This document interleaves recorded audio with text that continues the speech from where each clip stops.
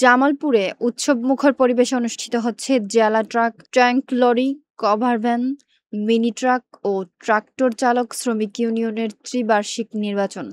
জামালপুর জেলা প্রতিনিধি শরীফুল ইসলাম ঝুকনের তথ্যচিত্রে বিস্তারিত।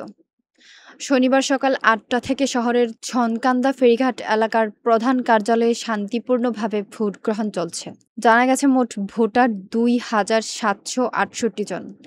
দীর্ঘ ৭ বছর পর অনুষ্ঠিত এই নির্বাচনে ১১টি পদে প্রতিদ্বন্দ্বিতা করেছেন ৩৩ জন প্রার্থী।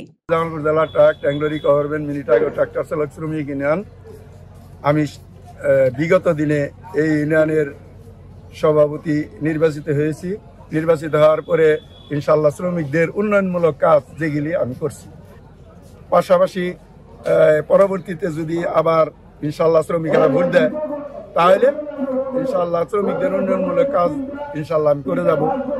শ্রমিকের ভোটে তাহলে আমি এই সংগঠনকে আগে যেভাবে পরিচালনা হয়েছে তার চেয়ে এই সংগঠনকে আরো গতিশীল বাড়াবো এবং শ্রমিকের সুখে সুখে থাকবো, শ্রমিকের কল্যাণে কাজ করে যাবো।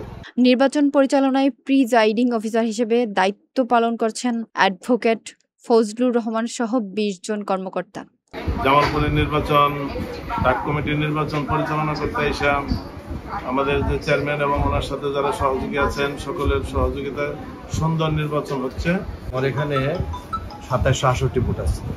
এ পর্যন্ত যা নির্বাচন হয়েছে সুষ্ঠু মতো হয়েছে, কোনো অভিযোগ আমাদের বিরুদ্ধে নাই এবং পরবর্তী সময়ে যে ইলেকশনটা করবো আমি সুষ্ঠু, প্রভাবমুক্ত, বিশ্বাসযোগ্য এবং অবৈধ যাতে না হোক সে আমি চেষ্টা করি। এছাড়াও নির্বাচনের চেয়ারম্যানের দায়িত্বে রয়েছেন জেলা truck, tank lorry, cover van, mini truck ও ট্রাক্টর চালক শ্রমিক ইউনিয়ন মালিক সমিতির সভাপতি আমজাদ হোসেন মল্লিক, সাধারণ সম্পাদক মিজানুর রহমান এবং সদস্য সচিব শেখ মোহাম্মদ আব্দুস সুবহান। আমাদের ইতিমধ্যে ভোট গ্রহণ শুরু হচ্ছে সকাল ৮টা থেকে বিকাল ৪টা পর্যন্ত সুস্থ এবং সুন্দরভাবে নির্বাচন হবে প্রত্যাশিত। আজকে জামালপুর জেলা truck, tank lorry, cover van, mini truck, tractor শ্রমিক ইউনিয়নের নির্বাচন অনুষ্ঠিত হচ্ছে।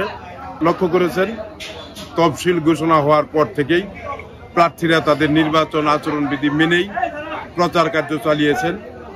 ভোটাররা বিশ্বাস রেখেছে যে একটি সুষ্ঠু এবং সুন্দর নির্বাচন আজকে অনুষ্ঠিত হবে।